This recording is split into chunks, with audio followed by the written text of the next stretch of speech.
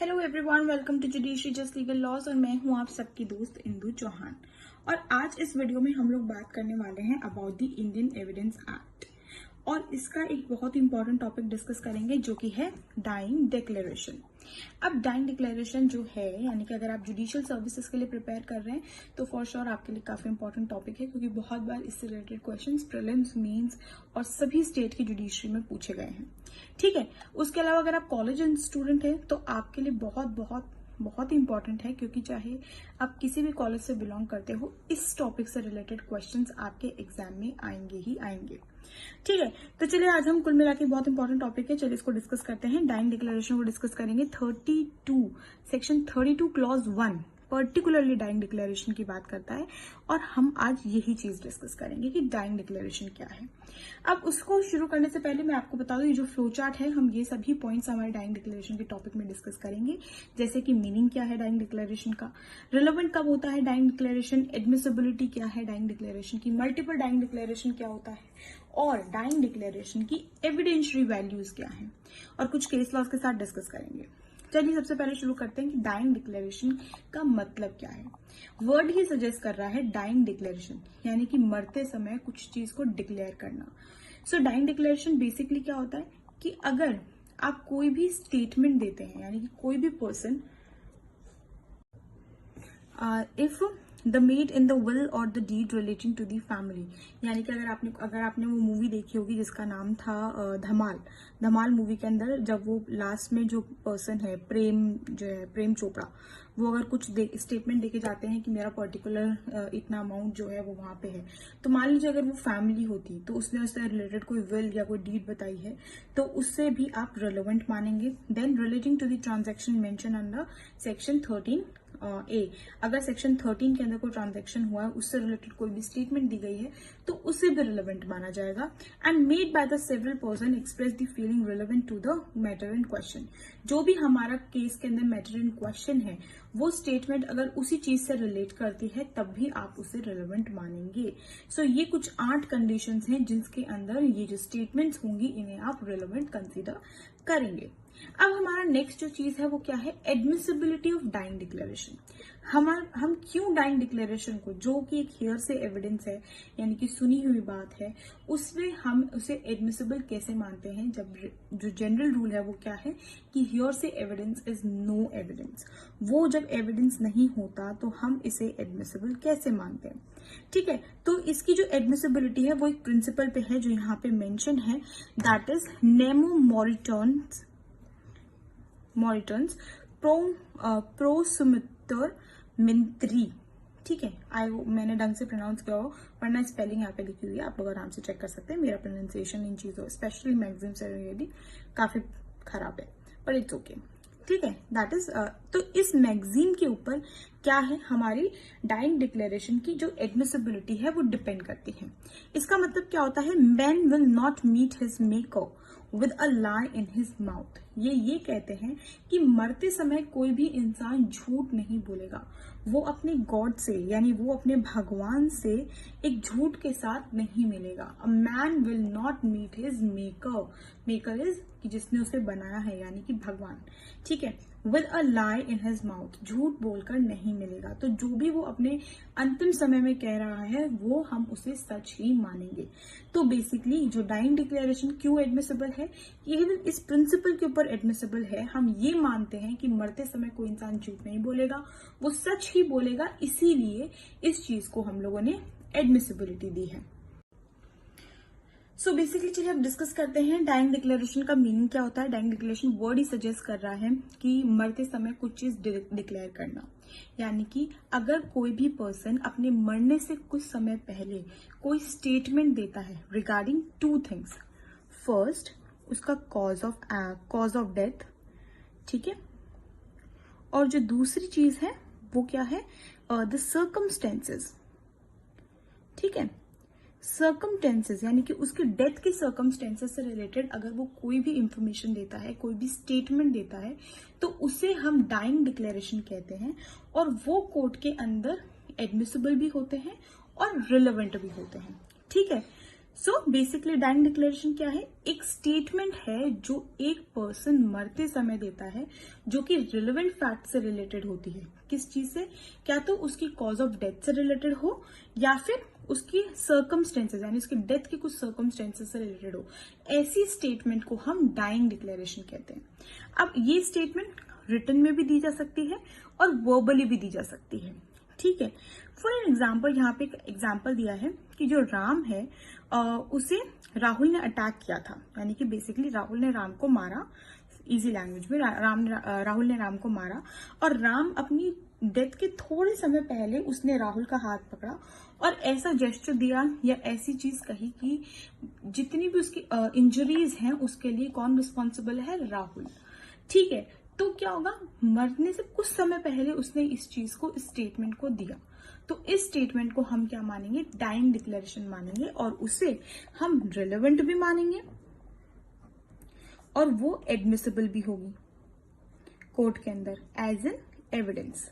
ठीक है, बेसिकली ये तो कही होती है कि सुनी सुनाई बातें होती हैं, जैसे कि डाइंग डिक्लेरेशन यानी कि उसने मरते समय ऐसा कहा था, तो दैट्स अ बेसिकली एक हियर से एविडेंस है। अब अगर एविडेंस का जनरल रूल देखें तो जनरल रूल ये कहता है कि हियर से एविडेंस कोई एविडेंस नहीं है और ये एडमिसिबल नहीं होते इंडियन एविडेंस एक्ट के अंदर। लेकिन जो हमारा डाइंग डिक्लेरेशन है या फिर जो सेक्शन 32 और 33 है, वो क्या है? एक्सेप्शन है इस जनरल रूल के, और डाइंग डिक्लेरेशन भी इसीलिए एक वन ऑफ द एक्सेप्शन है फॉर द हियरसे एविडेंस। यानी कि यहाँ पे आपने सुनी सुनाई बात को कोर्ट में रिलेवेंट भी माना है और एडमिसिबल भी माना है। ठीक है, चलो आई होप आपको मतलब समझ में आ गया होगा कि बेसिक डाइंग डिक्लेरेशन का मतलब क्या होता है। एक स्टेटमेंट होती है जो मरने से कुछ समय पहले एक पर्सन देता है, चाहे वो वर्बल हो चाहे वो रिटन हो, और किससे रिगार्डिंग ये स्टेटमेंट होगी? उसकी कॉज ऑफ डेथ से रिगार्डिंग या फिर उसकी डेथ के सर्कमस्टेंसेस से रिगार्डिंग। अगर इनसे रिगार्डिंग कोई स्टेटमेंट है तो उस स्टेटमेंट को हम डाइंग डिक्लेरेशन मानेंगे। If the made in the will और the deed relating to the family, यानी कि अगर आपने वो मूवी देखी होगी जिसका नाम था धमाल मूवी के अंदर जब वो लास्ट में जो पर्सन है प्रेम चोपड़ा, वो अगर कुछ स्टेटमेंट देके जाते हैं कि मेरा पर्टिकुलर इतना अमाउंट जो है वो वहां पे है, तो मान लीजिए अगर वो फैमिली होती तो उसने उससे रिलेटेड कोई विल या कोई डीड बताई है तो उससे भी आप रिलेवेंट मानेंगे। Then relating to the transaction mention under section 13 A, अगर सेक्शन 13 के अंदर कोई ट्रांजैक्शन हुआ है उससे रिलेटेड कोई भी स्टेटमेंट दी गई है तो उसे भी रिलेवेंट माना जाएगा। And made by the several person express the feeling relevant to the matter in question. जो भी हमारा केस के अंदर मैटर इन क्वेश्चन है वो स्टेटमेंट अगर उसी चीज से रिलेट करती है तब भी आप उसे रिलेवेंट मानेंगे। सो ये कुछ 8 कंडीशंस हैं जिसके अंदर ये जो स्टेटमेंट्स होंगी इन्हें आप रिलेवेंट कंसीडर करेंगे। अब हमारा नेक्स्ट जो चीज है वो क्या है? Admissibility of dying declaration. हम क्यों डाइंग डिक्लेरेशन को, जो कि एक हियर से एविडेंस है यानी कि सुनी हुई बात है, उसमें हम उसे एडमिसिबल कैसे मानते हैं? जब जो जनरल रूल है वो क्या है कि हियर से एविडेंस इज नो एविडेंस। वो जब एविडेंस नहीं होता तो हम इसे एडमिसिबल कैसे मानते हैं? ठीक है, तो इसकी जो एडमिसिबिलिटी है वो एक प्रिंसिपल पे है जो यहाँ पे मेंशन है, दैट इज नेमो मॉरिटन्स प्रोसुमिटर मिंत्री। ठीक है, मैंने ढंग से प्रोनाउंस किया हो, वरना स्पेलिंग यहाँ पे लिखी हुई है, आप लोग आराम से चेक कर सकते हैं। मेरा प्रोनाउंसिएशन इन चीजों स्पेशली मैगजीन से काफी खराब है, पर इट्स ओके। ठीक है, दैट इज तो इस मैगजीन के ऊपर क्या है? हमारी डाइंग डिक्लेरेशन की जो एडमिसिबिलिटी है वो डिपेंड करती है। इसका मतलब क्या होता है? Man will not meet his maker with a lie in his mouth. ये कहते हैं कि मरते समय कोई भी इंसान झूठ नहीं बोलेगा, वो अपने गॉड से यानी वो अपने भगवान से एक झूठ के साथ नहीं मिलेगा। A man will not meet his maker is कि जिसने उसे बनाया है यानी कि भगवान। ठीक है, with a lie in his mouth, झूठ बोलकर नहीं मिलेगा। तो जो भी वो अपने अंतिम समय में कह रहा है वो हम उसे सच ही मानेंगे। तो बेसिकली जो डाइंग डिक्लेरेशन क्यों एडमिसिबल है, ये इस प्रिंसिपल के ऊपर एडमिसिबल है। हम ये मानते हैं कि मरते समय कोई इंसान झूठ नहीं बोलेगा, वो सच ही बोलेगा, इसीलिए इस चीज को हम लोगों ने एडमिसिबिलिटी दी है। अब हमारी एडमिसिबिलिटी से रिलेटेड दो केस लॉज हैं, हम उन्हें डिस्कस करते हैं। सबसे पहला क्या है, उकाराम वर्सेस स्टेट ऑफ राजस्थान। यहाँ पे डाइंग डिक्लेरेशन को एडमिट करते हुए ये कहा कि जो डाइंग डिक्लेरेशन है वो एक्सट्रीम कंडीशन में दिया जाता है, एक्सट्रीम सर्कमस्टेंसेस में दिए गए हैं। जब एक पर्सन अपनी डेथ के इतना करीब होता है तो ये कि वो पर्टिकुलर वर्ल्ड से जा रहा है, तो उसकी ये एक पावरफुल कंसिडरेशन है ये मानने के लिए कि वो जाते समय यानी अपनी डेथ के इतने करीब होके सच ही बोल रहा होगा, वो झूठ नहीं बोलेगा। ठीक है, और यही चीज को इंडियन लॉ ने रिकॉग्नाइज किया है। And this fact is a dying man a seldom lies, यानी कि मरते समय कोई भी इंसान झूठ नहीं बोलेगा, वो सच बोलेगा। अपने भगवान से वो सच बोल के मिलेगा, अपने झूठ बोलकर नहीं मिलेगा। सो बेसिकली इस चीज को हेल्प किया गया था किसके अंदर, ये चीज को किसमें हेल्प किया गया था, उकाराम वर्सेस स्टेट ऑफ राजस्थान के केस में। नेक्स्ट आता है हमारा Sudhakar and other versus state of Maharashtra. अब इस केस में क्या हुआ था कि जो डाइंग डिक्लेरेशन है उसकी जो एडमिसिबिलिटी है उसको किस प्रिंसिपल पे ठहराया है। देखो दो प्रिंसिपल ठहराए हैं यहाँ पे। पहला तो हमने जो मैगजीन पढ़ी वो कि जो भी पर्सन मिलेगा अपने भगवान से सच बोल के मिलेगा, झूठ बोल के नहीं मिलेगा, if when he is near to his death. और सेकंड केस है सुधाकर वाला, जिसके अंदर एक और प्रिंसिपल मेंशन किया गया है, वो है प्रिंसिपल ऑफ नेसेसिटी। यानी कि as in many cases the victim is the only eye witness and discarding their statement would defeat the justice. यानी कि कभी बहुत सारे केसेस में ऐसा होता है कि विक्टिम ही एक लौता आई विटनेस होता है, एक विटनेस होता है, तो कोर्ट के पास अगर कोई और कोई ऑप्शन नहीं रहता to accept his declaration, to accept his statement, कि वो उसकी स्टेटमेंट को सही माने। अगर वो उसकी स्टेटमेंट को कंसिडर ना करे कि यार वो तो मर गया, उसकी स्टेटमेंट को क्यों कंसिडर किया जाए, तो शायद उस केस में उसको जस्टिस ना मिले, कि वो लोग जस्टिस को डिफीट कर दे। ठीक है, इसीलिए यानी कि ऐसे एविडेंस, ऐसे स्टेटमेंट्स को एक्सेप्ट करना क्या है, एक नेसेसिटी है कोर्ट के लिए। तो ये दूसरा किस चीज पे बेस्ड है, प्रिंसिपल ऑफ नेसेसिटी पे। अब देखो अभी तक हमने क्या पढ़ा, हमने पहले मीनिंग देखा, उसका एक एग्जाम्पल देखा, फिर हमने जनरल रूल देखा, hearsay evidence is no evidence, और उसका एक्सेप्शन है डाइंग डिक्लेरेशन। उसके बाद में हमने इसकी रिलेवेंट देखी, कौन से 8 सर्कमस्टेंसेस के अंदर जो है ये स्टेटमेंट है वो क्या होगी, रेलेवेंट होगी। उसके बाद में हम लोग क्या देख रहे हैं, इसकी एडमिसिबिलिटी देख रहे हैं कि इसकी एडमिसिबिलिटी एक प्रिंसिपल पे बेस्ड है, जो कि था नेमो वाली जो हमने मैगजीन पढ़ी उसके ऊपर बेस्ड है। उसके बाद में हमने 2 केसेस देखे, जिसके अंदर फर्स्ट मैगजीन से रिलेटेड कोर्ट ने हेल्प किया था, और दूसरे के अंदर एक और प्रिंसिपल दिया, वो है प्रिंसिपल ऑफ नेसेसिटी। ठीक है, सो अभी तक हम लोग ये चीजें डिस्कस कर चुके हैं। अब नेक्स्ट चीज की बात करते हैं, वो है multiple dying declaration.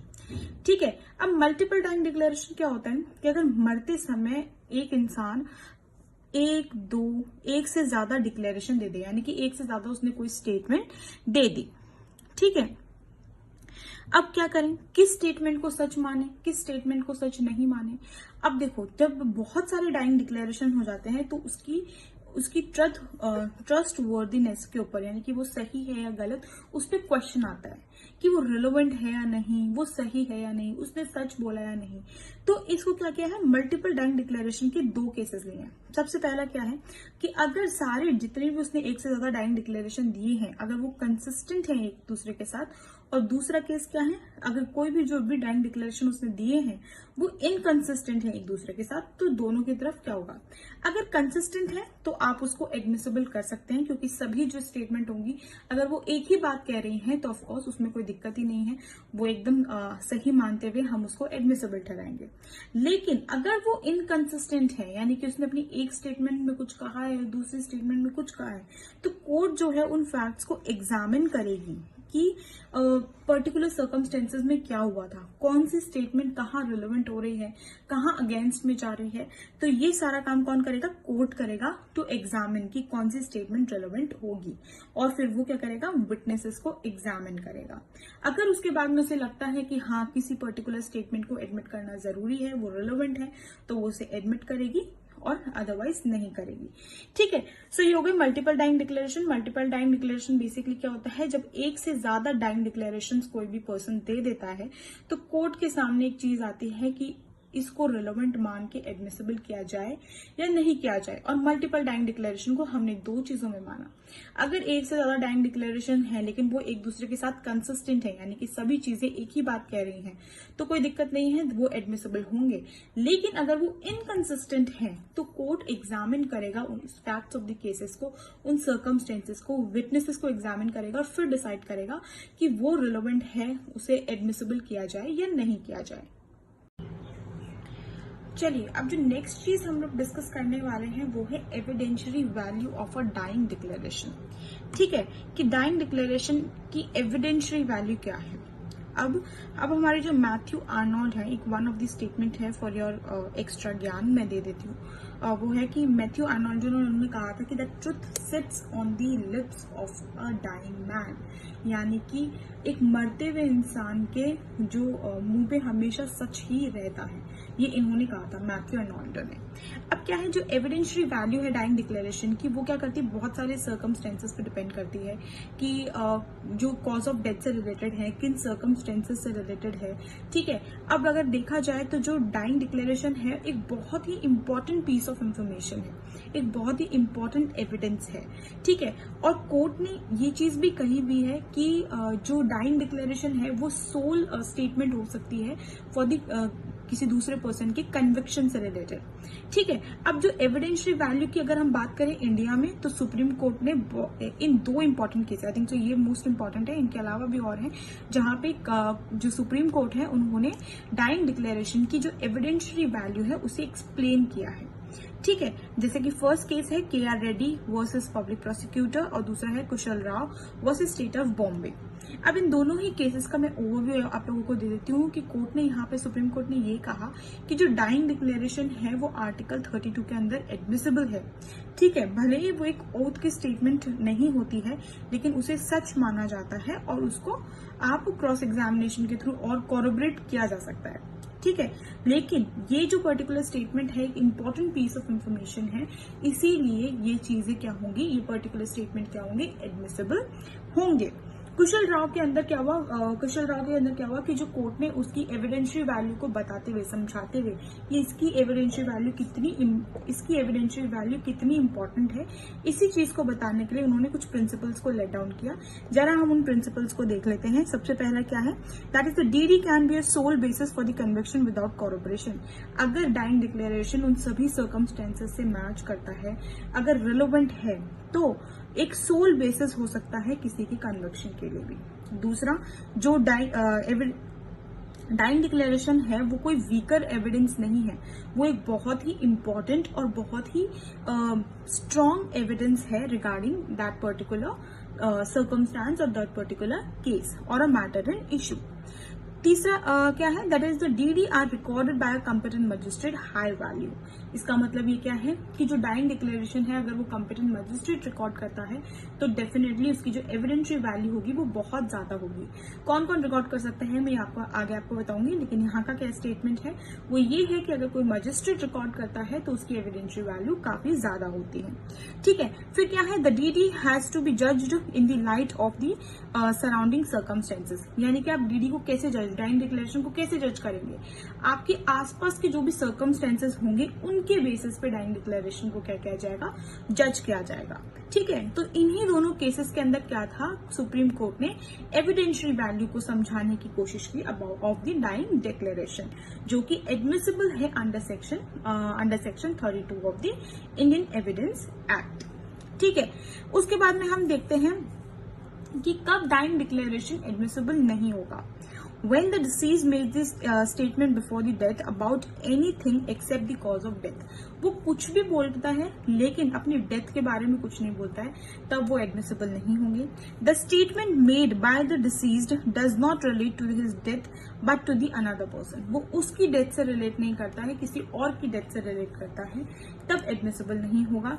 When declare is not competent witness, मान लीजिए वो अपने स्टेट ऑफ माइंड में नहीं है, इतना कॉम्पिटेंट नहीं है, या वो अनकॉन्शियस स्टेट ऑफ माइंड में है, जो भी डिक्लेरेशन दे रहा है अपना स्टेटमेंट दे रहा है वो अगर कॉम्पिटेंट विटनेस नहीं है तब भी वो एडमिसिबल नहीं होगा।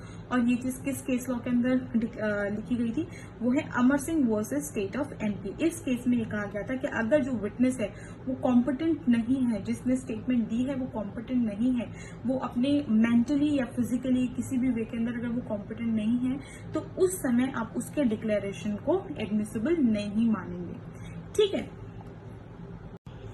अब हम लास्ट की एक दो बात और देख लेते हैं, वो क्या है। तो सबसे पहला है, अब जो डाइंग डिक्लेरेशन है वो देखो ओरल भी हो सकता है, यानी कि वर्बल भी हो सकता है, ठीक है, राइटिंग में भी हो सकता है, और तीसरा इज रिटन, और लास्टली क्या है, जेस्चर्स में भी जो क्या है वो क्या डाइंग डिक्लेरेशन किया जा सकता है। और यही चीज कहाँ हेल्प की गई थी, क्वीन एम्प्रेस वर्सेस अब्दुल्ला के अंदर। ठीक है, इसमें जो मजिस्ट्रेट थे वो क्या कर रहे थे, एक किसी लड़की का क्या ले रहे थे, डाइंग डिक्लेरेशन नोट कर रहे थे। तो जब उन्होंने पूछा कि आपको, काफी सारे लड़के खड़े थे, ठीक है, जो लोग भी खड़े थे, और मजिस्ट्रेट ने एक एक की तरफ फिंगर किया कि क्या आपको इसने मारा, क्या आपको इसने मारा, क्या आपको इसने मारा, क्या आपको इसने मारा। और जो गर्ल थी जिसका डाइंग डिक्लेरेशन लिया जा रहा था, उसने एक के ऊपर क्या क्या एफर्मेटिव और नेगेटिव जेस्चर दिखाया, यानी कि उसने अजीब से बिहेव किया या डर के बिहेव किया, ये चीज दिखाने की कोशिश की कि हाँ इसी ने किया है। ठीक है, तो उसने एक एफर्मेटिव और नेगेटिव जेस्चर दिखाया। क्यों दिखाया, क्योंकि उस समय वो बोल नहीं सकती थी, इसलिए उसने ऐसा जेस्चर दिखाया। तो वो भी क्या मानेंगे आप, उसे डाइंग डिक्लेरेशन मानेंगे। और कोर्ट ने ये कहा कि जो डीडी है वो आप साइंस, जेस्चर्स और नोट्स के थ्रू भी कर सकते हैं, और ऐसे डाइंग डिक्लेरेशन को भी एडमिसिबल माना जाएगा under the Indian Evidence act. अगर आप जानते होंगे, जो हमारा निर्भया केस था, उस निर्भया केस के अंदर भी जो डिक्लेरेशन था वो जेस्चर्स के थ्रू दिया गया था। ठीक है, अब लास्टली हम देख लेते हैं कि who should record the dying declaration. कौन रिकॉर्ड करेगा डाइंग डिक्लेरेशन? मजिस्ट्रेट। देखो ये बहुत बार उसके अंदर आता है, एमसीक्यूज के अंदर पूछा जाता है। मजिस्ट्रेट, स्पेलिंग गलत हो गई, वेट, मजिस्ट्रेट, पुलिस ऑफिसर, ठीक है, डॉक्टर, और एनी पर्सन। तो अगर ये मान लो एमसीक्यू में आ गया तो क्या होगा, any person can record the dying declaration. कोई भी इंसान डाइंग डिक्लेरेशन को रिकॉर्ड कर सकता है। लेकिन अगर कोई भी पर्सन, कोई नॉर्मल पर्सन डाइंग डिक्लेरेशन को रिकॉर्ड करता है तो उसकी रिलेवेंसी पे बात आती है कि वो रिलेवेंट है या नहीं है। ठीक है, लेकिन उसी तरफ अगर कोई मजिस्ट्रेट डाइंग डिक्लेरेशन नोट करता है, रिकॉर्ड करता है, तो डेफिनेटली उसकी जो एविडेंशियरी वैल्यू होगी वो काफी ज्यादा होगी। लेकिन माना जाए और कोई डॉक्टर या पुलिस ऑफिसर रिकॉर्ड करता है तो ऑफकोर्स उसकी मजिस्ट्रेट से कम होगी, लेकिन डेफिनेटली एक नॉर्मल पर्सन से उसकी एविडेंशियरी वैल्यू काफी ज्यादा होगी। ठीक है, नॉर्मल पर्सन अगर कोई डाइंग डिक्लेरेशन लेता है तो उसकी रिलेवेंसी पे एक इश्यू जरूर आता है, फिर उसे डिसाइड करना पड़ता है।